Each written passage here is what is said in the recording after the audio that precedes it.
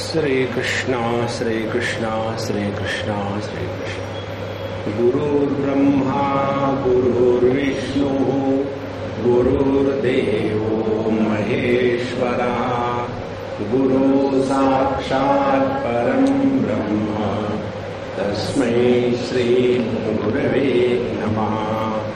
तस्मै श्री गुरवे नमः।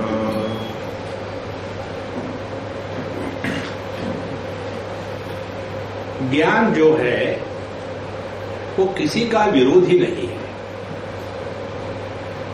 जैसे हमको अंग्रेजी का ज्ञान है तो उस ज्ञान का भी विरोधी नहीं, और हमको अंग्रेजी का ज्ञान नहीं है तो उस अज्ञान का भी विरोधी नहीं। देखो, ज्ञान वह होता है जो किसी का विरोधी नहीं। और ये बात नहीं समझ में आती, इसलिए कहते हैं यदि विद्या अपनुवीत जगत प्रारब्ध घातिनी तदा स्यात् न तु मायात्व बोधेन तत् अपन्नवा। यदि हम ये सोचे कि ये जो अज्ञान है ये जगत को मिटा देगा, तो हमने अज्ञान इस शब्द का अर्थ ही ठीक नहीं समझा है। हमने आपको कई बार बताया है, अज्ञान का तात्पर्य अपूर्ण ज्ञान। अज्ञान का तात्पर्य ज्ञान का अभाव नहीं। और जगत क्या है? जगत है अपूर्ण ज्ञान की प्रतीति। इसीलिए ज्ञान ये जगत का निराकरण नहीं करेगा, और जगत में ही तो प्रारब्ध है, तो प्रारब्ध आता रहेगा। फिर क्या होगा? मायात्व बोधेने तत् अपन्नवः। तो यही समझना है कि जो ज्ञानी है उसको पता है कि यह जो प्रारब्ध कर्म इत्यादि जो है ये मायात्व बोधेन, ये तभी तक है जब तक कि हमने अपने को परिच्छिन्नमय मान के रखा है। तो जब हमने परिच्छिन्नमय मान के रखा है तो दुनिया का परेशानी होगी ही। पर जहां हमने पहचान लिया है कि ये हमारा असली रूप नहीं है, तो अपने आप यह माया का कार्य है, ये समझने से हम उससे छूट जाएंगे। यहां तक हम कल देखे थे 180 में कहते हैं अनपहुत्य लोकाः तदिंद्र जालमिदं त्विति जानन्त्येव अनपनृत्य भोगम मायात्वधिष्ठता। इसलिए ये बात स्पष्ट समझनी है कि जब व्यक्ति जानता है कि यह एक मैजिक शो चल रहा है, तो वो जानने से वो क्या नष्ट हो जाएगा? नहीं, वो दिखेगा। तो उसको देखने से कोई नुकसान नहीं है, उसको सत्य मानने से नुकसान है। इसीलिए जानन्ति एव, लेकिन भोग का मायात्वधिष्ठता, लेकिन हमको पता है कि ये तो सब माया का कार्य है, इसीलिए उसको हम सत्य नहीं मानेंगे। और जब सत्य नहीं मानेंगे तो इस जगत को लेकर के दुखी नहीं होंगे। दुखी होने का यही कारण है, हम अपने जीवन की एक एक छोटी घटना को ऐसा सत्य मान के बैठते हैं और फिर उससे निकलने को तैयार नहीं। अच्छा, अब यहां एक प्रश्न उठाते हैं। विद्यार्थी एक कोटेशन देता है बृहदारण्यकोपनिषद का, यत्र त्वस्य जगत् स्वात्मा पश्येत् कहा तत्र केन कम किम जिगृहेत् किम वदेत् वेति श्रुतौ तु बहु घोषितम्। देखो, गुरु महाराज बृहदारण्यकोपनिषद में कहा है, जिसने ये समझ लिया है कि ये संपूर्ण जगत उसका ही आत्मा है, यत्र तु अस्य जगत स्वात्मा, संपूर्ण जगत उसका ही आत्मा है, तो फिर उसके जीवन में कौन क्या देखेगा, क्या सुनेगा, क्या सूंघेगा? क्योंकि वहां द्वैत तो है ही नहीं। पर जब तक के द्वैत नहीं होगा तब तक के ये जगत का अनुभव नहीं आ सकता। और इस ज्ञानी के लिए तो आत्मा ही सब कुछ है, तो उसके लिए द्वैत नहीं है, तो उसके जीवन में किसी भी प्रकार के भोग, प्रारब्ध के इत्यादि या सुख दुख के ये दोनों भी संभव नहीं होगा। ये प्रश्न उठाया। और इसीलिए तेन द्वैतम अपनुत्य विद्यो देती न चान्यथा तथा च विदुषो भोगा कथम स्यात् इति चेत् शृणु। और यदि हमने द्वैत का निराकरण कर दिया तो क्या होगा? तभी जाकर के विद्या उदेती, विद्या प्रकट हुई। माने विद्या ज्ञान माने द्वैत के अनुभूति का अभाव, ये विद्यार्थी ने निकाला हुआ कंक्लूजन है। देखो ये बहुत सूक्ष्म तत्व है। तेन द्वैतम अपनुत्य विद्या उदेति न च अन्यथा तथा च, और इसीलिए विदुषः भोगः कथम स्यात्, इसीलिए जो ज्ञानी है उनके जीवन में कोई भोग आ ही नहीं सकता। देखो माने ज्ञानी पत्थर के जैसा है, उसके जीवन में कोई भोग है ही नहीं। तो ये तुम्हारा जो प्रश्न है उस प्रश्न को लेकर के अब गुरु महाराज बताते हैं। देखो महाराज, सुषुप्ति विषया मुक्ति विषया वा श्रुति स्मृति उक्तम स्वाप्यम संपत्त्यो हो इति सूत्रे यति स्फुटम। जब विद्यार्थी ने यह बताया कि ऐसी स्थिति है, ज्ञान प्रकट हुआ तो जगत गायब हो गया, ज्ञान प्रकट हुआ तो केवल एक ही परमात्मा सब कुछ है, इसीलिए द्वैत गायब हो गया। द्वैत गायब हो गया तो किसी प्रकार का भोग संभव नहीं, इसीलिए किसी प्रकार का भोग संभव नहीं है तो ये प्रारब्ध कर्म का क्या होगा। तो ज्ञानी के लिए क्या स्थिति है और उसको बताने के लिए उन्होंने कोटेशन दिया। अब गुरु महाराज कहते हैं कि महाराज ये जो तुमने श्रुति बताई है इसका संदर्भ क्या है मालूम है? देखो संदर्भ क्या है।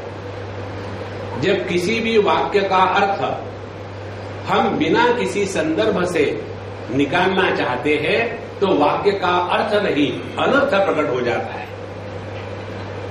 देखो संदर्भ का होना आवश्यक है। जैसे भगवत गीता में आता है, एक जगह भगवान कहते हैं स्वधर्मे निधनम श्रेयः परधर्मो भयावह। दूसरी जगह जाकर के कहते हैं सर्वधर्मान परित्यज्य मामेकम शरणम व्रज। अब दोनों में से क्या करें? देखो एक जगह भगवान कहते हैं तस्मात् उत्तिष्ठ कौन्तेय युद्धाय कृत निश्चया, हे अर्जुन इसीलिए उठो और युद्ध के लिए निर्णय लेकर के युद्ध में लग जाओ। दूसरी जगह कहते हैं जो बताना था बता दिया, यथेच्छसि तथा कुरु। देखो तो यदि किसी भी वाक्य का अर्थ हम योग्य संदर्भ को न देखते हुए निकालेंगे तो उसमें से अर्थ नहीं अनर्थ प्रकट होता है। इसीलिए ये तुम जो कोटेशन दे रहे हैं महाराज, ये सुषुप्ति विषय है कि मुक्ति विषय है, इसका पहले चिंतन करो। और यह बात ब्रह्मसूत्र में उन्होंने स्पष्ट कर दी है। क्या कर दी है? अन्यथा याज्ञवल्क्यादेः आचार्यत्वन्न संभवेत् द्वैत दृष्टौ अविद्वत्ता द्वैत अदृष्टौ न वाग्वदेत्। गुरु महाराज और शिष्य इनका जो व्यवहार है उपदेश का, ये तो द्वैत में चल रहा है।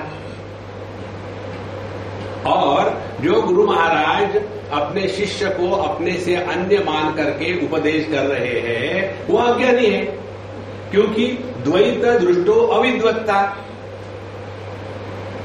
और यदि द्वैत नहीं है तो कौन किसको उपदेश करेगा?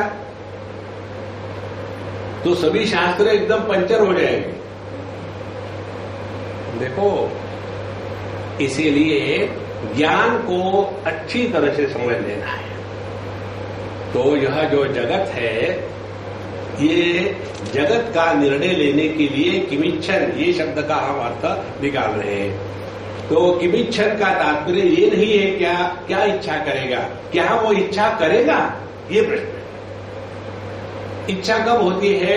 जब अन्य को हमने सत्य माना है, जब अन्य को हमने उपयोगी माना है, जब हमने अन्य के सिवा अपने को अपूर्ण माना है, तभी जाकर के अन्य के बारे में इच्छा होती है। अब ज्ञानी के दृष्टि से ये जो जगत है यह प्रतीति मात्र है। तो यदि ये प्रतीति मात्र है तो प्रतीति की किसी को इच्छा नहीं होती। देखो, ये बात एकदम स्पष्ट होना चाहिए। इच्छा का न होना ये संभव है केवल एक ही स्थिति में कि हम जिसकी इच्छा कर रहे हैं वह एक केवल प्रतीति मात्र है। देखो, जैसे हम ये इंद्रधनुष देखते हैं तो कभी किसी के मन में ये इच्छा होती है क्या कि एक इंद्रधनुष का टुकड़ा काट करके अपने घर में लगा देंगे? नहीं, यह प्रतीति है, वास्तविकता नहीं है। इसीलिए यदि तुम ऐसा समझोगे कि ज्ञान माने द्वैत का अभाव, तो ये गलत बात है। अब इसको ऐसे समझो, जब तक के आप उपाधि के माध्यम से प्रकट हो रहे हो तब तक के उपाधि के गुणधर्म आप पर लागू होंगे। देखो, जब हम आंखों के माध्यम से प्रकट हो रहे हैं तो केवल रूप रंग ही दिखेगा और दिखेगा ही, और यदि कान के माध्यम से प्रकट हो रहे हैं तो शब्द का श्रवण होगा ही। देखो, और यदि हम ये प्रयत्न करें, नहीं आंखें तो खुली रखेंगे लेकिन देखना नहीं चाहिए, योगी करते हैं ऐसा। इसीलिए द्वैत दृष्टो अविद्वत्ता और द्वैत अदृष्टो न वाग्वदे। इसीलिए तुमने ये जो कहा है कि यदि सब कुछ परमात्मा ही है, ज्ञानी के लिए सब कुछ आत्मा ही है, तो वहां उपनिषद में भी आता है फिर कौन किससे बोलेगा, क्या करेगा इत्यादि। तो ये जो संदर्भ है ये सुषुप्ति के विषय में है।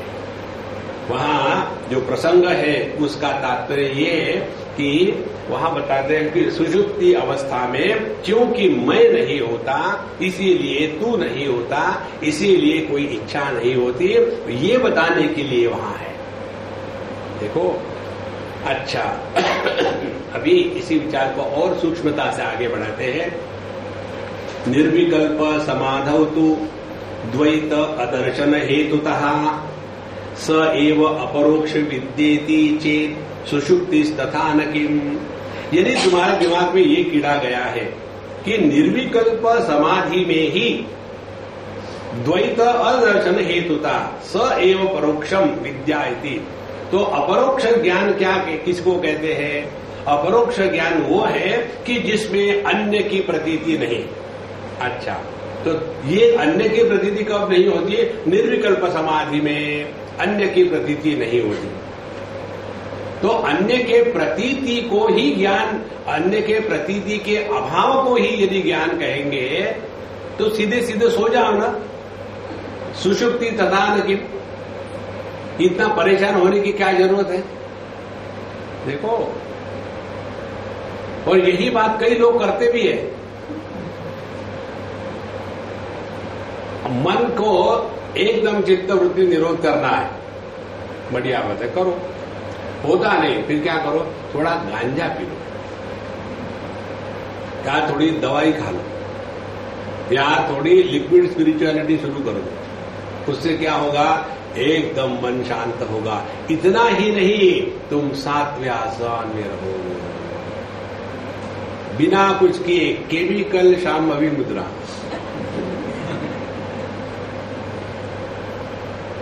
तो मन में वृत्तियां आती है, ये परेशानी नहीं है। मन के वृत्तियों के द्वारा प्रभावित होकर के हम विचलित होते हैं, ये अपना चॉइस है। देखो महाराज, इसीलिए निर्विकल्प समाधौ तु द्वैत अदर्शन हेतुतः, निर्विकल्प समाधि में द्वैत का दर्शन नहीं होता, और इसके कारण केवल निर्विकल्प समाधि में ही परमात्मा का दर्शन होता है। ऐसी तुम्हारी गलत फहमी है। तो ये समझ लो, इतनी चक्कर में मत पड़ो, सीधे जाकर के सो जाओ, तान दुपट्टा सो गए। क्या है? Horizontal meditation. देखो, इसीलिए ध्यान से सुनना, जो लोग उपासना करने वाले हैं, जो लोग कुंडली मार्ग से चलने वाले हैं, उनमें दुराग्रह बहुत होता है। डर बहुत होता है, आत्मविश्वास की कमी होती है, क्योंकि वो फंसे हैं गलत विचारों में। गुरु महाराज आकर के हाथ लगाएंगे तो कोई गुडगुडू हो जाएगा और एकदम आगे क्या करोगे। यही आया था एक लड़का कोई ठाणे से अपने दोस्त के साथ, उसको मैं शायद जानता था। उसने मुझे पूछा था कि स्वामी जी ये मेरा मित्र है, आपसे कुछ साधना के बारे में पूछना चाहता है। मैं बैठो शुरू करो, क्या प्रॉब्लम है। स्वामी जी इसकी ये प्रॉब्लम है। हमने कहा ये गूंगा है क्या। बोले नहीं बोल सकते हैं, उसको बोलने दो, तुम वकील हो क्या उसके। बोले ठीक है। उसने कहा स्वामी जी मेरे सभी चक्र खुल गए हैं और कुंडलिनी जागृत हो गई है, लेकिन मेरे गुरु महाराज मर गए। अब मेरे सामने समस्या है, अब मैं क्या करूं, आप मुझे गाइड करिए। तो मैं जोर से हंसने लगा। तो बोले क्यों हंस रहे हैं आप। हमने कहा तुम गुरुमार हो, गुरुमार शिष्य, एक गुरु को तो खा गए, अब मुझे खाने आए हो। मैं नहीं बताऊंगा। नहीं बाबा, देखो इस चक्कर में मत पड़ना, फंसे रहोगे इसमें और भिन्न भिन्न विचित्र अनुभूतियों की कल्पना करते रहोगे। तो ये सब काल्पनिक होता है, अन्यथा यही।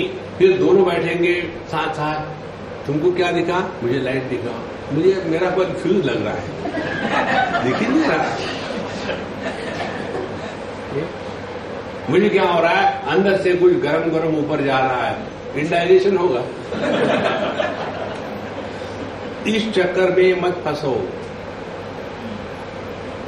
और उसी प्रकार से फिर अपनी पूजा, अपना भगवान। हम एक बार कहीं गए थे, पंढरपुर की यात्रा में कहीं गए, एक जगह चाय पानी पीने के लिए। तो हमने कहा कि भाई अभी आषाढ़ी एकादशी है, आप लोग जाते नहीं पंढरपुर। नहीं नहीं, हम नहीं पंढरपुर जाते, हम तो दत्त संप्रदाय के हैं। लो, दत्त संप्रदाय अलग, पंढरपुर अलग है, ये अलग है। हमारे गुरु तुम्हारे गुरु, हम तुम्हारे गुरु के पास नहीं आएंगे। अरे राम राम राम राम राम। आदमी इसमें फंस जाता है और फिर यही चक्कर, अब मुझे निर्विकल्प समाधि चाहिए। एक हमारे मित्र हैं डॉक्टर, उन्होंने हमको फोन किया, स्वामी जी मैं आपके पास बंबई में आकर के आपके साथ रहना चाहता हूं। हमने कहा इसी रोग से बचने के लिए मैंने कोई आश्रम नहीं बनाया, मेरे पास मत आओ। फिर मैं क्या करूं। हमने तुम कहाँ हो। बोले मैं दिल्ली में हूं। मैंने मैं दिल्ली आ रहा हूं, वहां आ जाओ। तो वहां आ गए। फिर बोले स्वामी जी मैं आपके साथ रहना चाहता हूं। उन्होंने कहा संभावना नहीं है, हम जा रहे हैं बद्रीनाथ। तो बोले हम आपके साथ चलेंगे। हमने कहा हमारे बस में जगह नहीं है। बोले हम अपने कार से आएंगे। आ जाओ, कार से आ जाओ। फिर हमने कहा अपनी बीबी को ले आओ। बोले वो नहीं आ सकती, उसको उल्टी होती है। हमने कहा हमने कह दिया है ना, नहीं होगी उल्टी, उसको अखबार पर बैठा दो, उल्टी नहीं होती। स्वामी जी अरे बोलो मत, बिल्कुल हमने जो बता दिया वो बता दिया। और वो आई। उस अम्मा को उल्टी का इतना भयानक रोग, थोड़ी भी आधे घंटे में कार में बैठे तो उसको उल्टी होती है, पूरी ऊपर नीचे जाके, एक बार भी उल्टी नहीं हुई। स्वामी जी उसको उल्टी नहीं हुई। हमने कहा अखबार कर, अखबार पर बैठा तो उल्टी नहीं होती। और उसके बाद कहे हम लोग गए, दर्शन वर्शन कर लिया और गणेश गुफा इत्यादि देखने के लिए गए। सब पब्लिक ऊपर चढ़ रही थी, हम नीचे बैठ करके तमाशा देख रहे थे। हमने कहा जाओ महात्मा जी ऊपर। नहीं महाराज मैं तो आपसे निर्विकल्प समाधि लेके ही जाऊंगा। हमने कहा आप निर्विकल्प समाधि में ऑलरेडी हो। कैसे? विकल्प किसको कहते हैं? ऑप्शन। हाँ, तुमने कभी ये ऑप्शन किया है कि मैं देह नहीं हूं, कि कोई और हूं? तुम तो ऑलरेडी निर्विकल्प समाधि में हो कि मैं देह ही हूं। यही तो निर्विकल्प समाधि है। इस चक्कर से निकल जाओ। देखो जब ये बात स्पष्ट समझ में आ जाती है, रूप रंग की सत्ता दृष्टि के कारण, दृष्टि की सत्ता मन के कारण, मन है चेतन सत्ता की अभिव्यक्ति, यह चेतन सत्ता निरपेक्ष है, ये अपना स्वरूप है। इसमें जीव जगत ईश्वर का भेद कोई मायना ही नहीं रखता। देखो, इसीलिए निर्विकल्प समाधवतु द्वैत अदर्शन हेतुता स एव अपरोक्ष विद्या इति चेत, इसी को कहते हैं अपरोक्ष ज्ञान। तो तुम गलत समझ रहे हो, और इसी को यदि जबरदस्ती करोगे तो सो जाओ, सुषुप्ति तथा न किम। देखो, अपने समझ को स्पष्ट कर लेना है। अच्छा, आत्म तत्वं न जानाति सुप्तो यदि तदा त्वया आत्मधीरेव विद्येति वाच्यम न द्वैत विस्मृति। तो जब विद्यार्थी को कहा कि सो क्यों नहीं जाते, तो कहते हैं तदा सुप्तौ आत्म तत्वं न जानाति, क्योंकि गहरी नींद में हम तो अपने आप को नहीं जानते। ऐसा तुमने कहा ना? हाँ, तो फिर उसका अर्थ क्या हो गया? ज्ञान माने अपने स्वरूप की पहचान। द्वैत के अभाव को ज्ञान नहीं कहते। देखो, अपने स्वरूप की पहचान। तो आत्मधीरेव विद्या इति वाच्यम न द्वैत विस्मृति ही। इसीलिए जिसकी अपने स्वरूप में निष्ठा है, और जब तक के हम इस उपाधि के माध्यम से प्रकट हो रहे हैं, तब तक ये द्वैत का प्रपंच चलता रहेगा। लेकिन इस द्वैत के प्रपंच के होते हुए भी यदि हमने द्वैत को माया का कार्य या मिथ्या स्वीकार किया है, तो ये द्वैत के द्वारा प्रभावित नहीं होंगे। देखो संतो, इसको एकदम स्पष्ट समझ लेना। ये कल्पना मत करना कि जैसे रस्सी का दर्शन होने से सांप गायब हो जाता है, तो परमात्मा का दर्शन होने से दुनिया गायब हो जाती है। ऐसे नहीं होता। देखो, जैसे ये ज्ञान हो गया कि सूर्य स्टेबल है और पृथ्वी की गति ही सूर्य पर अध्यारोपित होकर के सूर्योदय सूर्यास्त इनका अनुभव होता है। यह ज्ञान होने के बाद भी आप जब तक के पृथ्वी के उपाधि को धारण करके बैठे हो, तब तक के आपके जीवन में सूर्योदय सूर्यास्त बना ही रहेगा। देखो, तो करना क्या है? उसको सीरियसली मत लेना। माने क्या करना है? होने दो सूर्योदय, हम तो सो रहे बिल्कुल सीरियस स्थिति में। तो आत्म तत्व न जानाति सुप्तो यदि तदा त्वया आत्मधीरेव विद्येति वाच्यम न द्वैत विस्मृति। इसीलिए अपने स्वरूप की पहचान के लिए द्वैत के अभाव की आवश्यकता नहीं है। ये समझना है द्वैत की सृष्टि उपाधि के कारण है, और अपने स्वरूप में उपाधि का और इसीलिए द्वैत का अभाव है, फिर भी वह प्रतीत हो रहा है। अब यहां एक और प्रश्न उठाते हैं विद्यार्थी महाराज। समझो हमने ऐसा कहा क्या कि दोनों मिला करके यदि अपरोक्षानुभूति है, तो क्या दोनों मिला करके उभयम मिलितम विद्या यदि तर्हि घटादयः अर्ध विज्ञान भाजिनः स्यु सकल द्वैत विस्मृते है। यदि हम ये कहे अपरोक्षानुभूति माने दोनों, आत्मज्ञान भी होना चाहिए और द्वैत का विस्मरण भी होना चाहिए। दोनों मिलाकर के अपरोक्षानुभूति माने आत्मज्ञान 50% अपरोक्षानुभूति और द्वैत का अभाव 50% अपरोक्षानुभूति। दोनों को मिलाकर के एक हो गए। तो कहते हैं अर्ध विद्या भाजिन स्युहु घटादयः। तो फिर हम कहेंगे ये जितने मटके रखे हैं, कुर्सियां रखी है, ये 50% रियलाइज है, क्योंकि उनके लिए द्वैत कहां है। और गुरु महाराज यहां नहीं कहते मशकत ध्वनि मुख्यानाम विक्षेपाणाम बहुत्वतः तव विद्या तथा न स्यात् घटादीनाम यथा दृढ़ा। और तुम जो हो विद्यार्थी महाराज ध्यान के लिए बैठते हो और वहां मशकत ध्वनि मुख्यानाम विक्षेपाणाम, वहां मच्छर आ गया और उसके कारण डिस्टर्ब हो गए और फिर तुम्हारे सामने द्वैत प्रकट हो गया, तो तुमसे तो वो मटके अच्छे हैं कि जिनकी 50% रियलाइजेशन पक्का है, तुम्हारा तो उतना भी नहीं। देखो महाराज, इसीलिए अपरोक्षानुभूति का अर्थ ये नहीं है कि आत्मज्ञान और द्वैत की विस्मृति नहीं, द्वैत की प्रतीति होती ही रहेगी।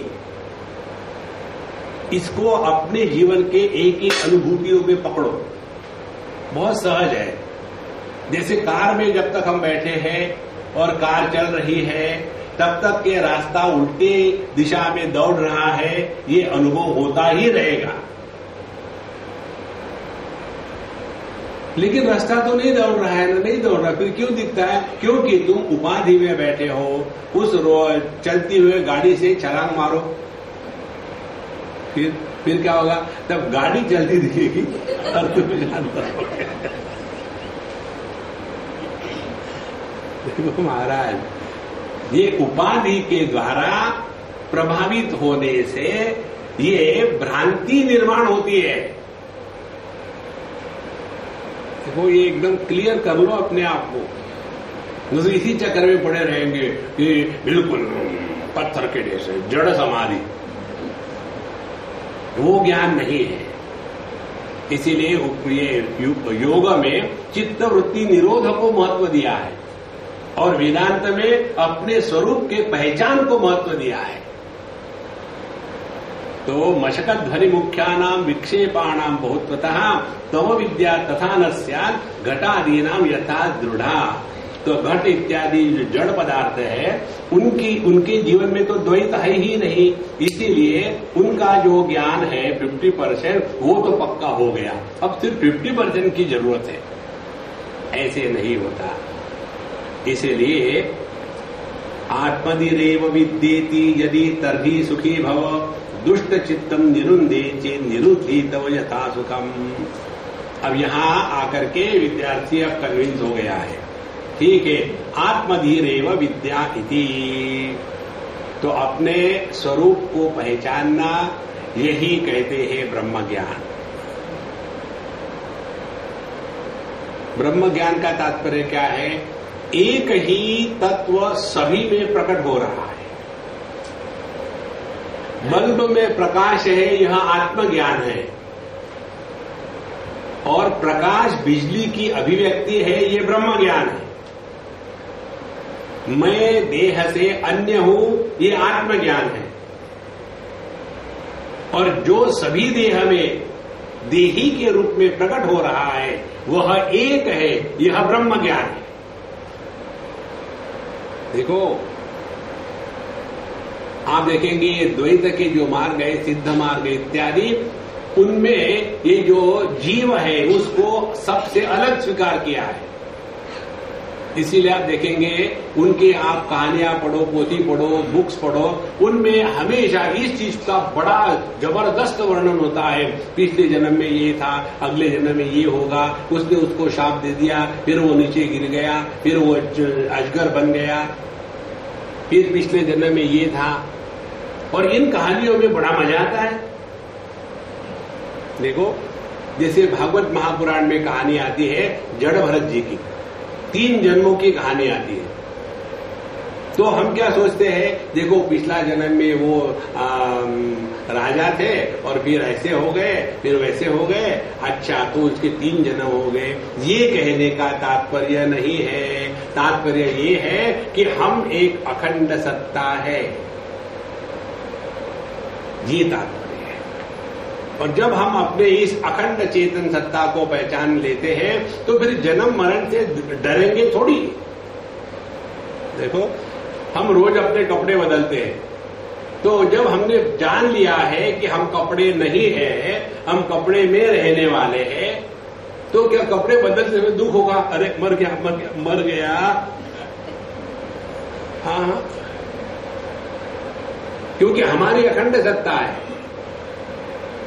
जैसे भगवान कहते द्वितीय अध्याय में, देहिनोस्मिन् यथा देहे कौमारम यौवनम जरा तथा देहांतर प्राप्ति ही धीर तत्र न मुह्यति। जैसे हमने अपने कितने देह अभी तक बदल डाले हैं, लेकिन इन सभी देहों में एक ही तत्व अनिश्चित था, वही अपनी असलियत है। देखो महाराज, इसको एकदम स्पष्ट समझ लेना है। तब ये मंत्र समझ में आता है भगवान शंकराचार्य का, योग रतो वा भोग रतो वा संग रतो वा संग विहीना यस्य ब्रह्मणे रमते चित्तम।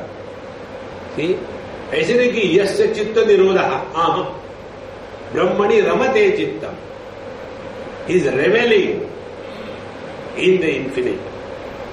तो आत्मधीरेव विद्येति यदि तर्हि सुखी भव। गुरु महाराज कहते हैं यदि तुम्हारे खोपड़ी में ये बात घुस गई हो कि हाँ जी अपने आप को पहचानना इसी को कहते हैं ब्रह्म विद्या, यदि ये तुमको बात समझ में आ गई तो सुखी भव। लेकिन फिर हमको यदि समझो साधना करनी है और ये जो हमारा मन है ना बड़ा परेशान करता है, दुष्ट चित्त, इसीलिए हम इसका अब निरोध करना चाहते हैं, तो करो, टाइम पास हो जाएगा। इसीलिए दुष्ट चित्तम निरुंध्या चेत निरुंधी त्वम यथा सुखम। लेकिन अपने मन के विक्षेपों को लेकर के दुखी मत होना। मेरे मन में पता नहीं जब मेडिटेशन करता हूं ना बड़ी बुरी विचार आती है।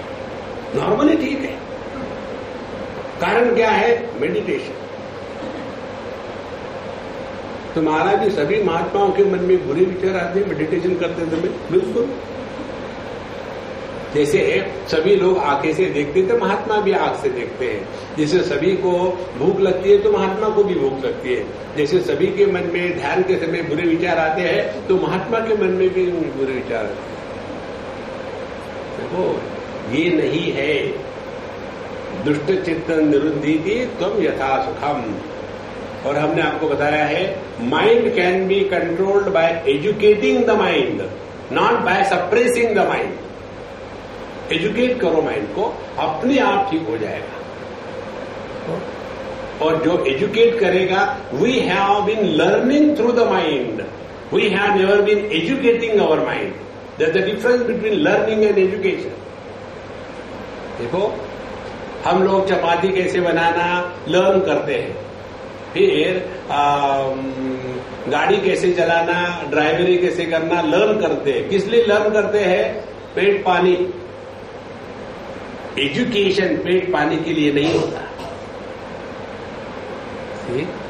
Value education, there is no word value learning. हम सब लोग लर्निंग के चक्कर में पड़े हुए। एजुकेट योरसेल्फ कि एक ही तत्व उपाधि के कारण अनेक में प्रतीत हो रहा है, इसको हमको आत्म रूप से पहचानना है। तदि इष्टव्यम इष्टम मायामयत्वस्य समीक्षणान् इच्छन् अपि अज्ञवत् न इच्छेत किमिच्छन् इति ही श्रुतम। अब यहाँ कहते हैं कि हाँ जी बिल्कुल ठीक है, मन को तो कंट्रोल में लाना ही है। तद इष्टम एवं इष्टव्यम, ठीक है।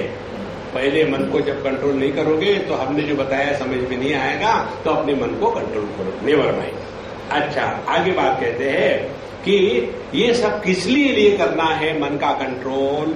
इसीलिए कि ये दुनिया जो है ये मन का विक्षेप है, ये मन के द्वारा प्रोजेक्टेड है, ये केवल मन में पड़े हुए प्रतिबिंब है। ये समझने के लिए ये करो। देखो जब चित्तवृत्ति का निरोध कर सकता है व्यक्ति तो उसमें भिन्न भिन्न सिद्धियां प्रकट हो जाती है और फिर आदमी सिद्धियों में फंस जाता है। यहां कहते हैं जब तुम अपने चित्त वृत्तियों का निरोध करोगे तो इसलिए करना है कि हमको अपने स्वरूप को पहचानने में मदद मिले और ये समझ में आ जाए कि ये जो दुनिया दिखती है मन के माध्यम से, ये मन के स्थिति पर अवलंबित है। देखो यदि आपका मन बहुत थका हुआ हो, स्लीपी हो और बहुत बढ़िया मूवी चल रही हो, हाँ बहुत अच्छा है, सत्संग में भी आ जाते हैं। खैर सत्संग में तो अच्छी बात है क्योंकि मूवी में जब जाते हैं तो पैसा देके जाते हैं और वहां सुना, पैसे का नुकसान है ना। इसीलिए कहते हैं कि मन का कंट्रोल करो, ठीक बात है, लेकिन इसलिए करो कि जिसके द्वारा ये समझ में आ जाए कि यह मायामयत्व से समीक्षणात्, ये जगत जो है ये केवल माया का कार्य है, इल्यूजन है, ये समझने के लिए, इसीलिए कहते हैं इच्छन अपि अज्ञवत् किमिच्छन इति ही श्रुतम। तो ये जो मंत्र हमने लिया है ना पढ़ने के लिए, आत्मानं चेत् विजानीयात् अयमस्मेति पुरुषः, ये हमने पूरा समझ लिया है। फिर किमिच्छन ये शब्द था, किमिच्छन शब्द का अर्थ ये है, क्या अर्थ है? जब ज्ञानी पुरुष ने ये संपूर्ण जगत को माया का कार्य समझ लिया है, स्वीकार किया है, तो ऐसा जो ज्ञानी पुरुष है वो एक माया के कार्य की कभी इच्छा करेगा? देखो, हम इच्छा किसकी करते हैं? जिसको हमने सत्य स्वीकार किया है उसी की इच्छा करते हैं। तो ये जगत को जब हम माया का कार्य है ऐसा यदि स्वीकार करेंगे तो हमारे अंतःकरण में कभी कोई भी इच्छा हो ही नहीं सकती। जैसे अपने सपने में आपको बहुत सारा पैसा मिला और आप उस पैसे को बढ़िया लपेट करके थैले में रख रहे थे, उधर से उतने में कोई गुंडा आया और आपके पीछे लगा, तो आपने अपनी पोटली उठा करके भागे और फिर कंबल होके नीचे गिर गए जैक एंड जिल के जैसे। तो तुरंत नींद खुल गई, ड्रीम खत्म हो गया, अरे अरे अरे अरे पैसा खत्म हो गया। नहीं, कारण क्या है? उस स्वप्न के प्रति हमारी सत्य बुद्धि रही थी। और जिनकी स्वप्न के प्रति सत्य बुद्धि होगी, हमने सपने में काला सांप देखा, छाती पे आके बैठा और उसने जुगुलर निकाल करके उसमें से कोका कोला के जैसा पीने लग गया। अब क्या होगा? सांप का मरेगा, सांप नहीं जिंदा रह सकता, तुम्हारा खून पी लिया मरेगा। देखो, उसी में फंसे रहेंगे। इसी प्रकार से ये दुनिया के जितने भी अनुभव है ना, आप इसके ऊपर थोड़ा इसीलिए चिंतन करने की प्रक्रिया यही है। अपने जीवन का कोई भी बुरा अनुभव ले लो, भूतकाल में हुआ उसका स्मरण करो। उसका स्मरण करने के बाद फिर पता चलेगा कि उससे कुछ खास बात नहीं हुई। देखो, एक बार हम कल उदाहरण बता रहे थे प्रेमपुरी में, एक अम्मा की सांस बहुत भयानक थी। 30, 40, 50 साल उसने अपनी सांस की सेवा करी और वो सांस मर गई एक दिन भगवान की कृपा से। और कब मरी? एकादशी, आषाढ़ी एकादशी के दिन। अब ये जो जिंदा बहू थी उसको परेशानी, ये इतनी भयानक थी, कभी मंदिर में जाती नहीं, कभी भगवान का नाम लेती नहीं, लेकिन ये जाके मरी और उस आषाढ़ी एकादशी के दिन तो वैकुंठ में जाएगी। अरे वो मरी, लेकिन उसको मालूम था क्या कि आज आषाढ़ी एकादशी है? उसको नहीं मालूम था। ये तो तुम कल्पना कर रहे हो, वैसा कुछ नहीं होता, ये समझ लो। ये तो इसी चक्कर में रहेंगे। और देखो, अपने महाभारत में कथा आती है, भीष्माचार्य जी ने उत्तरायण आने तक अपने देह को पकड़ के रखा था, क्योंकि दक्षिणायन में मरना मनुष्य अधोगति को जाता है, उत्तरायण में जाकर के ऊर्ध्वगति को जाता है। ये अध ऊर्ध्व यह मानसिक कल्पना है, यह औपाधिक है, यही संसार है। देखो, इससे निकल जाओ महाराज। इसीलिए इच्छन अपि अज्ञवत् न इच्छे किमिच्छन इति ही श्रुतम। तो जैसे अज्ञानी व्यक्ति वस्तुओं की इच्छा करता है, किस लिए? भोग के लिए, किस लिए? आनंद के उपलब्धि के लिए, किस लिए? अपनी अपूर्णता को मिटाने के लिए। इस प्रकार की इच्छा ज्ञानी पुरुष जगत के किसी भी वस्तु, व्यक्ति, देश, काल, परिस्थिति इसको करके कर ही नहीं सकता। और इसके लिए साधना यही है, अपने अनुभूतियों का विश्लेषण करें और दुनिया के घटनाओं का विश्लेषण करें। देखो, भगवान राम की अयोध्या, भगवान कृष्ण की द्वारका और हमारा 1/2 इंच फ्लैग, ऐसे लगता है यहां इटरनली रहने के लिए आए हैं।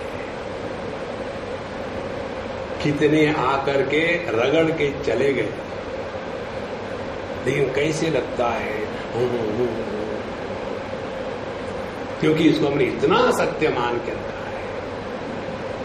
इसीलिए ये जगत में रहने का सिंपल तरीका है कर्नाटक। जो कुछ करना है करते रहो, लेकिन दुखी मत होना। जो आदमी दुखी होता है वो हृदयस्थ परमात्मा का अनादर करता है। इसीलिए इच्छन अपि अज्ञवत् इच्छेत किम इति ही श्रुतम।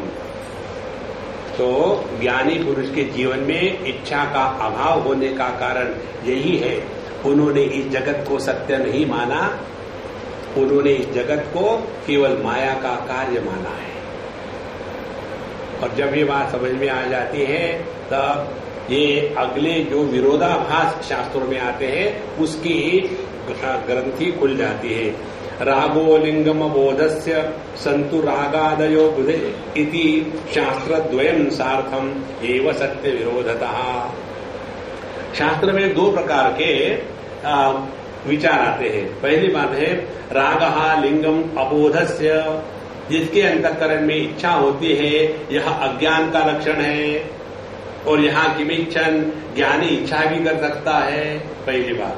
दूसरी संतु रागादयो बुधे, और बुधे ज्ञानियों में भी राग हो तो कोई फर्क नहीं पड़ता।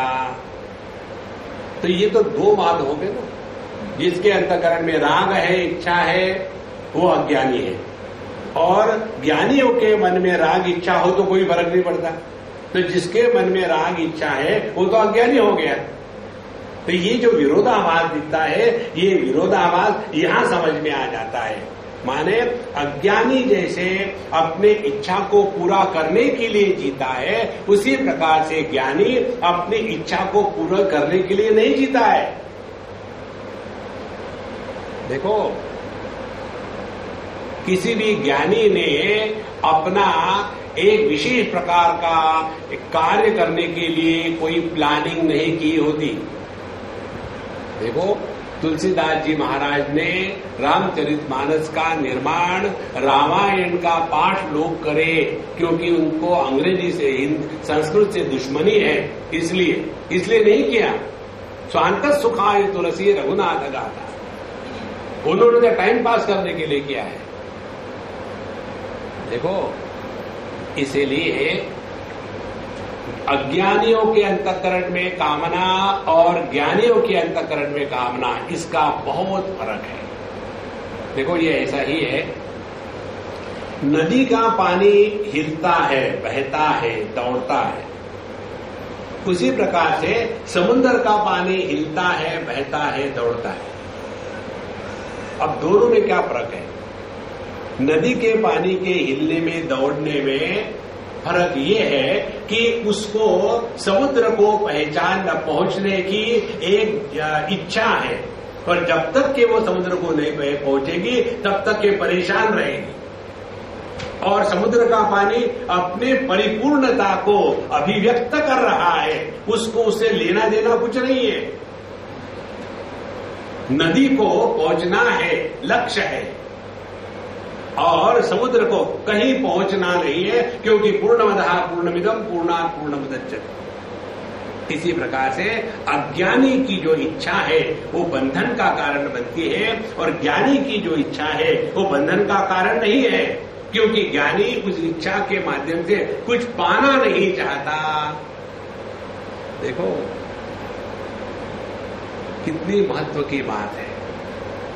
एक बार, बहुत पुरानी बात है, कलकत्ते के सेठ जी ने जाकर के काली कमली वाले बाबा, स्वामी प्रकाशानंद शायद उनका नाम था, उनके पास गए ऋषिकेश में। वो अपने बैठे रहते गंगा जी के किनारे। 1880 की बात है कि महाराज हमको पुत्र चाहिए, हम पुत्रहीन हैं। तो उन्होंने कहा अगले बार आओगे तो बच्चे को ले आना, जाओ। एक उनको पेड़ा दे दिया और फिर उनको बच्चा वगैरह हो गया बुढ़ापे में, और फिर वो वहां से आए बच्चे को लेकर के 1-2 साल के बाद, महाराज जी आपके कहने से हमको पुत्र प्राप्ति हो गई, बताइए आपकी क्या सेवा करो, आपके लिए हम क्या ले आए। जो अपने संकल्प से किसी को पुत्र प्रदान कर सकता है उसको हम क्या देंगे? देखो, क्योंकि दुनियादारी है ना, एक्सचेंज। फिर उन्होंने कहा अच्छा मुझे को देना चाहते हो, फिर बहुत बढ़िया है। और साधु संत कहते हैं प्रभु की इच्छा से हो जाएगा, वो नहीं कहते मैं कह रहा हूं। देखो, अच्छा फिर ऐसे करो, यहाँ एक पुलिया बना दो, लोगों को गंगा जी को क्रॉस करने में बड़ा तकलीफ होता है। उसके बाद वो लक्ष्मण झूला बनाए, पुराना, इतना पुराना अभी भी चल रहा है। इसीलिए साधु संतों की, ज्ञानी पुरुषों की इच्छा परिपूर्णता को प्रकट करती है और अज्ञानी पुरुषों की इच्छा अपूर्णता को मिटाने की स्ट्रगल होती है। तो रागो लिंगम अबोधस्य संतु रागादयो उदे इति शास्त्र द्वयम सार्थम एव सती अविरोधता। इसलिए ऊपर से देखने के लिए ये बात लाती है कि शास्त्र में विरोध है, लेकिन समझ लो तो शास्त्रों में विरोध नहीं है। अन्यथा उपनिषद में आता है सो कामयत बहुश्याम प्रजायेति, उसने इच्छा करी। अब परमात्मा जब इच्छा करता है तो हम क्यों ना करें? फर्क ये है, परमात्मा इच्छा करके क्रिएटिव है, हम इच्छा करके डिस्ट्रक्टिव।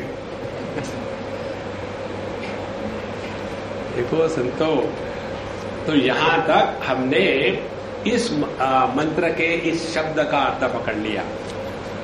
किमिच्छन कस्य कामाय, तो किमिच्छन माने जिसने ये स्पष्ट रूप से स्वीकार कर लिया है अपने स्वरूप के ज्ञान की निष्ठा प्राप्त होने के कारण कि जो अन्य है वो प्रतीति है, ये माया का कार्य है।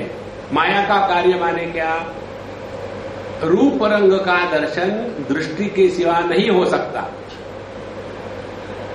शब्द का श्रवण शक्ति के सिवा नहीं हो सकता।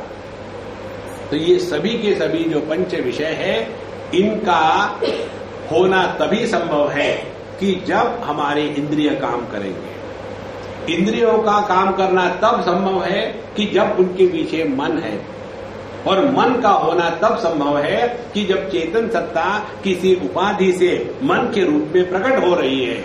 लेकिन चेतन सत्ता निरपेक्ष है, ना तो विषयों की आवश्यकता है, ना तो इंद्रियों की आवश्यकता है, ना तो मन की आवश्यकता है। चेतन सत्ता का अस्तित्व निरपेक्ष है।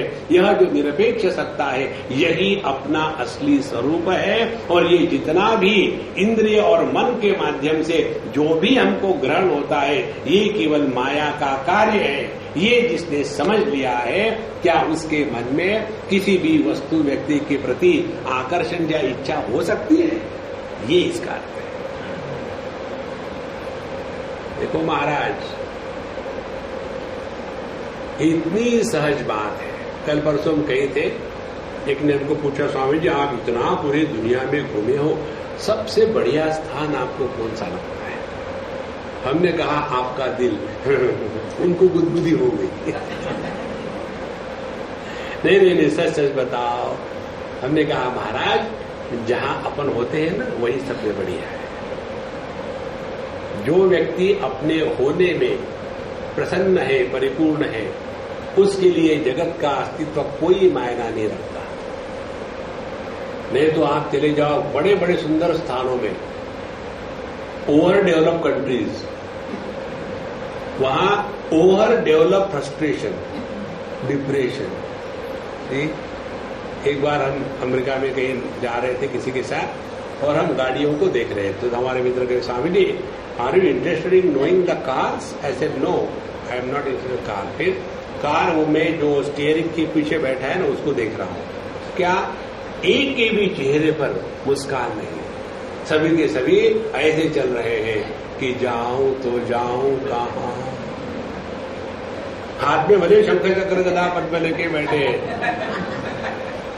देखो चक्र होता है, कोका कोला, शंख होता है, गियर, वहां गदा होती है और पैर में पद्म, चल रहे लॉर्ड नारायण इज ड्राइविंग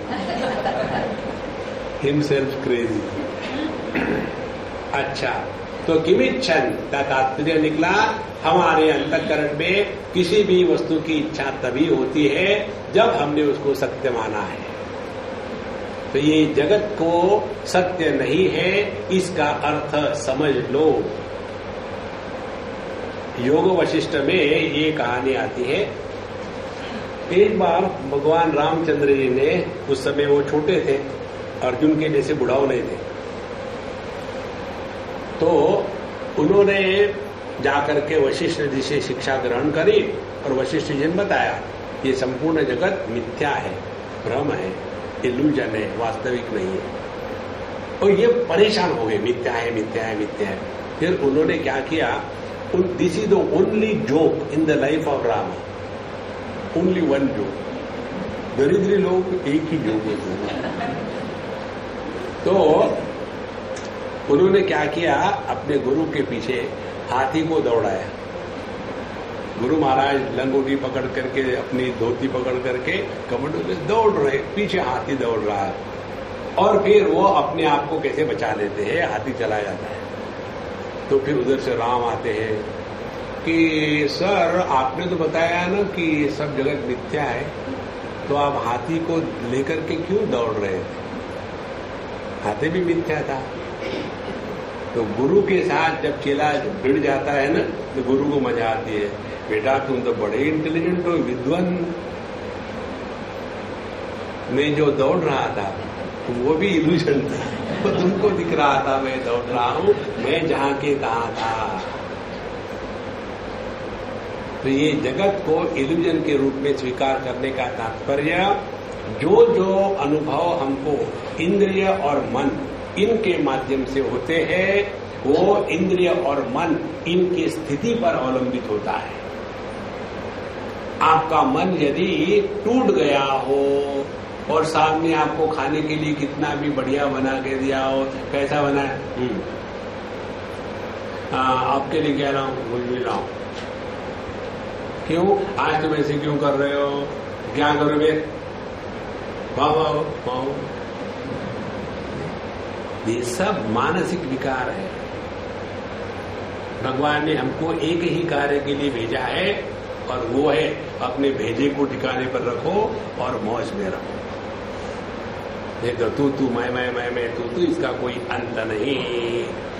इसके पश्चात अब कस्य कामाय, इस शब्द का विवरण शुरू होता है। जगत मिथ्यात्व वत् स्वात्म असंगत्वस्य समीक्षणा कस्य कामायेति वचः भोक्तृ अभाव विवक्षया। तो हमने जगत मिथ्यात्व और स्वात्म असंगत्वस्य समीक्षणा, तो हमने पहले किमिच्छन, इस शब्द का अर्थ क्या निकला, किमिच्छन का अर्थ ये निकला कि क्या ज्ञानी पुरुष इच्छा करेगा, जब उसने अपने स्वरूप को पहचान लिया है, वो इसलिए इच्छा नहीं करेगा क्योंकि उसने जगत को मिथ्या रूप में स्वीकार कर लिया है।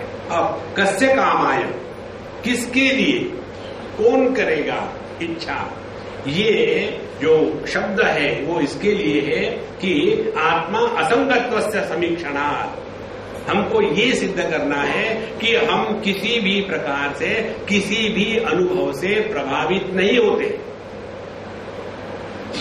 कोई भी अनुभव हम पर कोई प्रभाव नहीं डाल सकता। इसीलिए इतने बार सत्संग में आते हैं, जूते पहनने के बाद वही चेहरा लटका हुआ।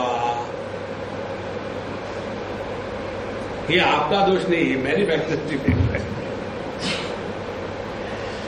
तो कस्य कामय इति वचः भोक्तृ अभाव विवक्षया। इस जगत में भोग करने वाला कोई भी नहीं है। अब देखो कैसी गड़बड़ी हो जाएगी। अभी तक जितना समझ लिया है सबके ऊपर पानी चला है। पति जायानिकम सर्वम तद्भोगाय नेच्छति किंत्वात्म भोगार्थमिति श्रुतो उद्घोषितम बहु।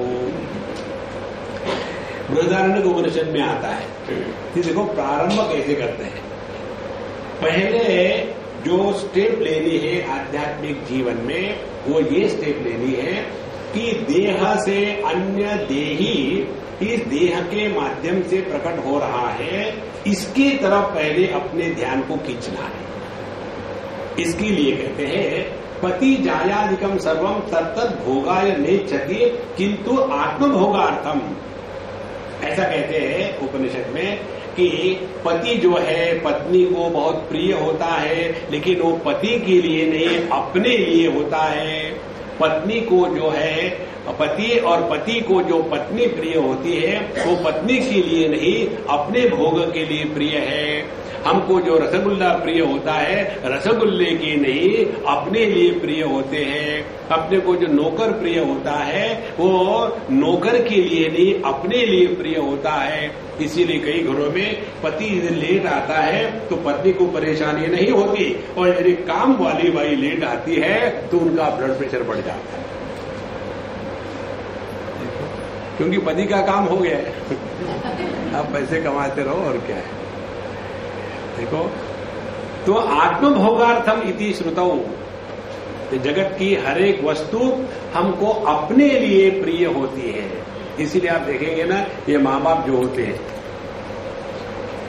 बच्चे पैदा करेंगे और फिर बच्चे से प्यार करेंगे, उनको बड़ा करेंगे, सब कुछ करेंगे, और उसके बाद यदि वो बच्चा एक बात हमारी नहीं मानता तो मुंह खोल के बैठ गए और बेचारा परेशान है। क्या हो गया, क्या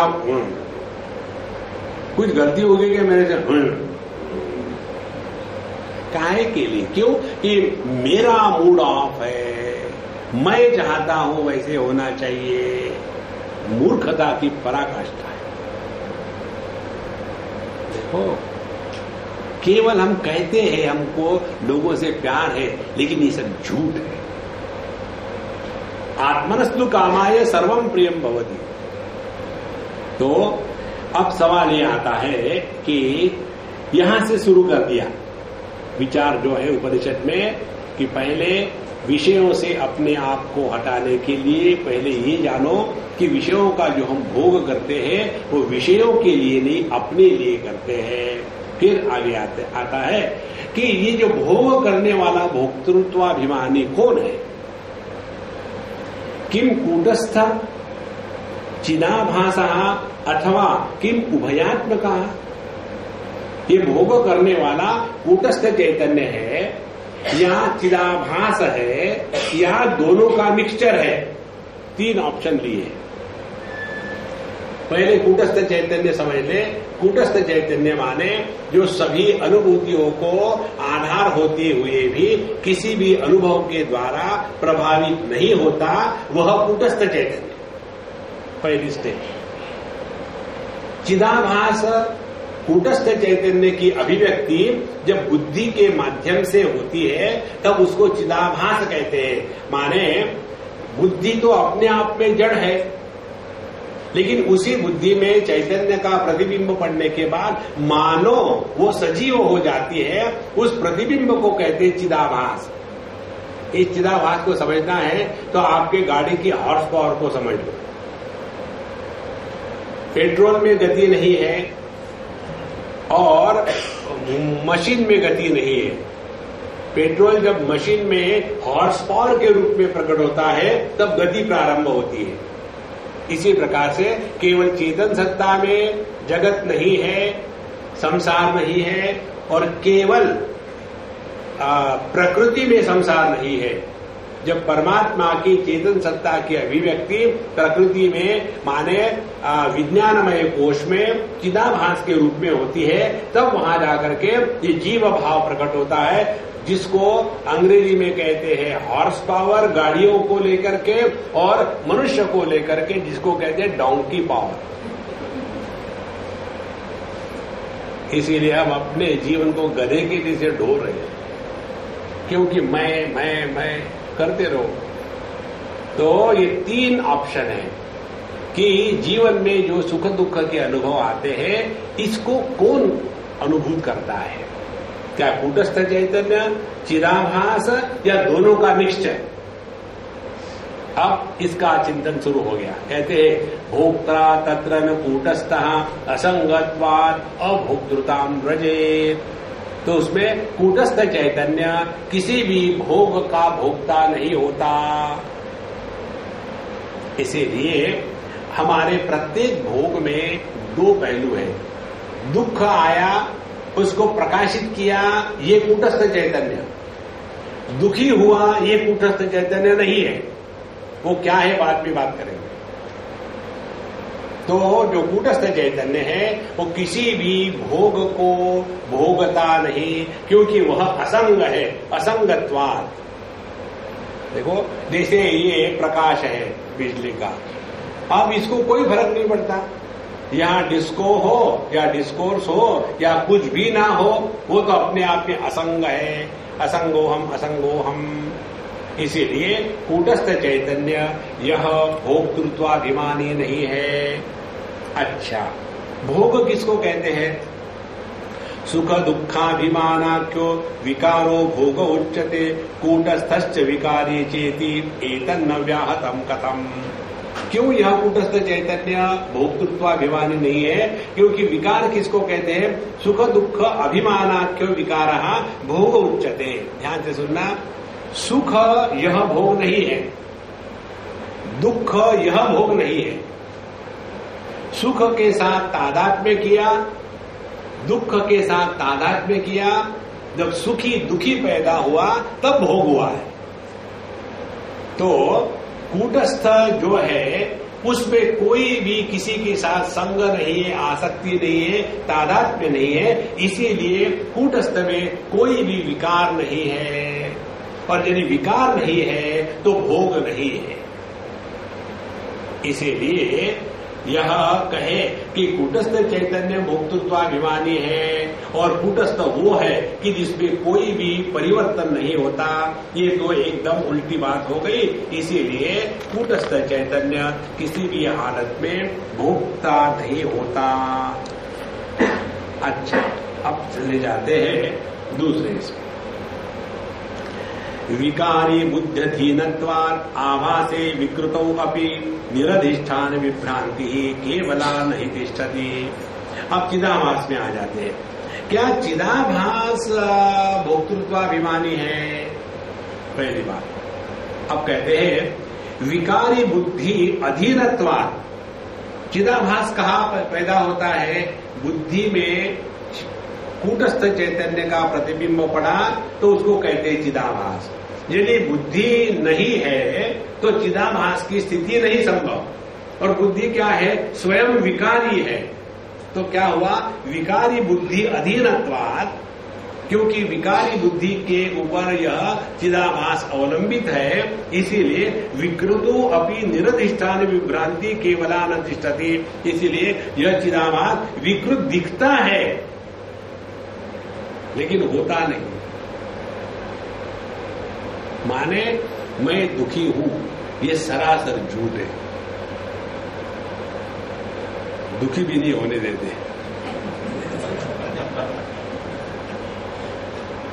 ये असंभव है महाराज, क्योंकि विकार तो बुद्धि के है, और इस विकार युक्त बुद्धि में जो प्रतिबिंब पड़ा है वो प्रतिबिंब नाम की कोई असली वस्तु है क्या? जैसे आप पानी के पास जाके खड़े रहो, उसमें अपने प्रतिबिंब को देखो, पानी एकदम शांत है और अपना प्रतिबिंब अपना जैसा सौंदर्य वैसे ही प्रकट करेगा। लेकिन उसमें एक छोटा सा सूखा पत्ता डाल दो तो वहां एकदम रिपल्स आने, तरंग आने शुरू हो जाएंगे, और फिर उसमें पड़ा हुआ जो प्रतिबिंब है उसको देख करके एक बार हमने एक्सपेरिमेंट किया था, कहीं गए थे, हमने ऐसा किया। हमने कहा देखो महात्मा जी, यहाँ देखो अपना प्रतिबिंब कितना स्पष्ट है, पानी बिल्कुल नहीं हिल रहा है यहाँ। फिर हमने थोड़ा एक उसमें टुकड़ा डाला सफेद किसी पत्ते का, तो धीरे धीरे ऐसे सुंदर तरंग आने लग गए, और तरंगों में जो प्रतिबिंब था वो हिलने लग गया। तो हम भी ऐसे ऐसे करने लग गए। तो स्वामी जी क्या हो गया? हमने देखो नहीं हिल रहा है। तो हम नहीं हिल रहे, प्रतिबिंब भी नहीं हिल रहा है, क्योंकि वह केवल प्रतीति है, वो है नहीं वहां। देखो, तो ना तो कूटस्थ चैतन्य भोक्तृत्वाभिमानी है, ना तो चिदाभास भोक्तृत्वाभिमानी है, क्योंकि चिदाभास की स्थिति केवल मूल कूटस्थ चैतन्य के कारण ही है। निरधिष्ठान भ्रम या विभ्रांति न तिष्ठति। अच्छा महाराज, कूटस्थ चैतन्य भी नहीं और चिदाभास भी नहीं, तो हो सकता है दोनों की खिचड़ी। थर्ड ऑप्शन, उभयात्मक एवा तो लोके भोक्ता निगद्यते तादृगात्मानमारभ्य कूटस्थ शेषित श्रुतौ। अब यहां से बहुत ही भिन्न प्रकार का विचार प्रारंभ होता है। इसीलिए शास्त्र श्रुति माता पहले कहती है हाँ उभयात्मक। उभयात्मक माने क्या?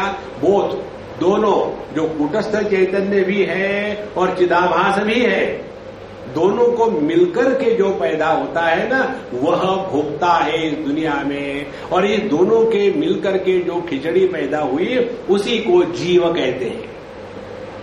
ये जीव भोक्ता है। तो उभयात्मक एवा तो लोके भोक्ता निगद्यते तादृक् आत्मानम आरभ्य कूटस्थ शेषित श्रुतौ। तो पहले तो ये बात बता देते हैं कि देखो, तुम्हारे शरीर में दुख नहीं है, तुम्हारे मन में दुख नहीं है, तुम्हारे स्वरूप में दुख नहीं है, लेकिन तुम्हारा जब तादात्म्य हो जाता है दुख के साथ, तब तुम दुखी पैदा होते हैं। तो ये जो दुखी होने वाला, इसी को जीव कहते हैं। हमने उसको मान लिया। अब वहां से शुरू करते हैं। तो तादृक् आत्मानम आरभ्य शुरू कर दिया कि दुखी होने वाला जीव है, तो ठीक है, जीव है। उसके बाद योग, बाकी के जो शास्त्र है वो इसको सत्य मान लेते हैं, ठीक है जीव है। लेकिन जीव क्या है, इसका अनुसंधान केवल वेदांत में होता है। बाकी जगह यही कहेंगे, पिछले जन्म का पाप, इस जन्म का पाप, अगले जन्म का पाप। इसीलिए शादी के बाद पापा प्लूरल, पापा पापो पापा। देखो महाराज, इसीलिए इस चक्कर में कभी नहीं पड़ना। अपने दिमाग से पिछला जन्म, ये जन्म, अगला जन्म, ये जब तक इरेज नहीं होगा ना, तब तक ये गांठ नहीं खुलेगी। तो प्रारंभ कर देते हैं। तो पहली बात ये है, बड़ी छलांग यदि हमको लगानी है ना अध्यात्म में, तो पहली बात ये स्वीकार करें, हम देह से अन्य देही है। इसके ऊपर चिंतन करो। देह से अन्य देही होने का तात्पर्य यह है कि देह के साथ जब तादात्म्य है, तभी हम माता पिता भाई बहन इत्यादि बनते हैं। तो यदि हमने अपने आप को देह से अन्य स्वीकार किया, तो सभी रिश्ते नाते, सभी जितने भी हमारे पोजीशंस है, वो अपने आप डायल्यूट हो जाएंगे। देखो, ये कितनी सरल बात है। शादी के पहले मैं आदमी था, शादी के बाद पति बन गया। माने क्या हुआ? दो सिंह ओनिडा हुआ क्या? इसीलिए आदमी कभी दुखी नहीं होता। दोनों का मिक्सचर शुरू हो गया। अब दुखी हो रहे पति, अच्छा महाराज, फिर अब चिंतन करो। क्या चिंतन करें? दुखी कौन हो रहा है? आदमी नहीं हो रहा है, ऑफिसर नहीं हो रहा है, दुखी हो रहा है पति। तो पति क्या है? पति यह सामान्य नाउन है, कॉमन नाउन। पति यह स्पेसिफिक या प्रॉपर नाउन नहीं है। तो जो कॉमन नाउन होता है ना, वो सबके लिए कॉमन होता है। तो कोई भी पति दुनिया में कभी भी सुखी नहीं मिलेगा। उसकी स्थिति होती है, ब्लेड जो दो होते हैं ना कैंची के, इसके बीच में रखे हुए कागज के जैसे। नीचे दबाएगा तो माँ काटेगी, ऊपर दबाएगा तो बीवी काटेगी। तो उसको पहले, इन दोनों से पहले अपने आप को बचाना है। दूर रहो, दोनों से दूर रहो। दोनों को झगड़े लगा करके पिक्चर देखने चलेगा। आने के बाद कैसा रहा?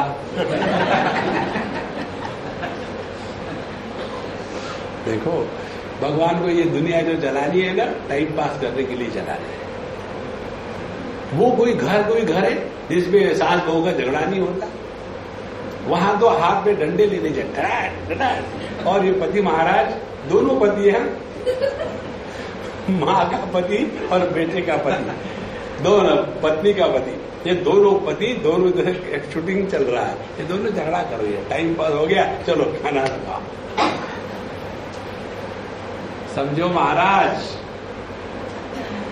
पहले अपने आप को देह से अलग करके देही के रूप में स्वीकार करना है। और देही क्या है? ये देही है, यह जीव चिदाभास बुद्धि में प्रतिबिंबित होने के बाद जो एक फिनोमेना, जो अभिव्यक्ति होती है, उसको जीव कहते हैं। अब शुरू हो गया जीव कौन है, क्या है। उदाहरण देते हैं, जैसे एक व्यक्ति ने गलती से कहीं सांप देखा और उसके ऊपर उसके कदम पड़े और वो सांप एकदम छलांग मारा। पाने के पश्चात अब वो गया दौड़ करके, देखे भाई कहां से सांप आया, और उसने हाथ में टॉर्च लिया, डंडा लिया और दौड़ा उस स्थान पर जहां सांप था। तो किसको देखने के लिए निकला? वो सांप को, लेकिन उसको दिखा क्या? रस्सी। इसी प्रकार से मैं दुखी जीव, ये जीव का अनुसंधान करने के लिए टॉर्च और डंडा माने अपने विचार की प्रक्रिया लेकर के जब शुरू कर दो कि जीव कौन है, तो जीव गायब हो जाएगा और केवल कूटस्थ चैतन्य बचा रहेगा। ये बात है। कूटस्थ शेषित आश्रुतौ, तो जीव का जो प्रसंग है वो जीव है ये सिद्ध करने के लिए नहीं है। जीव का प्रसंग है माने उंगली पकड़ ली और चलने लग गए। इस प्रकार से पहले कहते हैं उभयात्मका एवं, कि जो दुखी होने वाला है, भोगता है, यह ना तो चिदाभास है केवल, ना तो केवल कूटस्थ चैतन्य है, पर जो दोनों जो इकट्ठे आ जाते हैं, दोनों का इकट्ठे आना, उसी को कहते हैं जीव। तो जीव में क्या क्या बातें हो गई? 3 बातें हो गई। कूटस्थ चैतन्य और अंतःकरण की उपाधि, उसमें कूटस्थ चैतन्य का प्रतिबिंब, 3 मिलाकर के जीव होता है। और 3 में जो कूटस्थ चैतन्य है उसको भोग नहीं, उसपे जो चिदाभास है उसको भोग नहीं, फिर किसको भोग है? ये तीनों को मिला करके इस प्रकार से प्रारंभ करते हैं। और यही बात बृहदारण्यक उपनिषद में आती है। वो क्या है, कैसी है, उसको हम कल देखेंगे। ओम पूर्णमदः पूर्णमिदं पूर्णात् पूर्णमुदच्यते पूर्णस्य पूर्णमादाय पूर्णमेवावशिष्यते। ओम शांति शांति शांति। हरि ओम। श्री गुरुभ्यो नमः। हरि ओम।